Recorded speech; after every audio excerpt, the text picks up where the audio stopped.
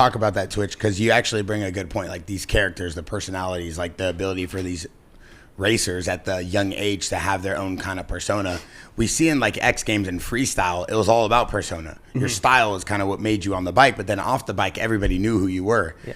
Do you feel like supercross and motocross has that right now, though? Yeah, I feel like motocross. I feel like supercross, supercross is thriving. Like you can see it from the ticket sales. Like you see moto everywhere, and everyone's going. And for me, like I don't think the sport's ever going to quit growing because there's always young kids coming up. Like I feel like now like you're getting more personality. There was a few years there where it felt kind of stale, where everyone would just read off all their sponsors and give their thumbs up and leave. You know what I mean? But now you're starting to actually see personality. And I feel like too, like with YouTube and Instagram, like you can actually get to know somebody now. Like before, it was hard to connect with a rider that you like. You never knew like what they were doing because sometimes you see them on the podium and they're so serious and it looks like they're not enjoying themselves riding. But then you see stuff that they post on Instagram. You're like, oh, that was just a normal work day for him. Like he can't have a smile on his face. He has to not like you because if he takes you out, he doesn't want to have feelings about, oh, I'm sorry for doing that. You know what I mean? So I feel like nowadays, I feel like that's why the fans connect so much more with all the riders.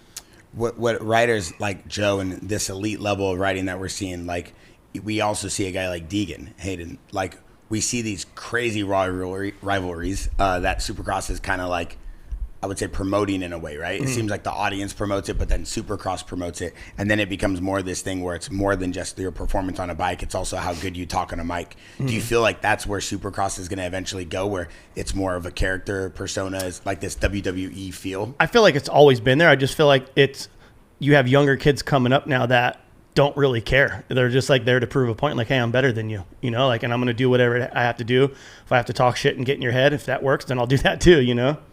Yeah, I mean, but that's what I like about Joe. He's just a quiet assassin over here, dude. That's what I'm saying. Like, he just does his own thing and worries about himself, and I feel like that's the best thing you can do.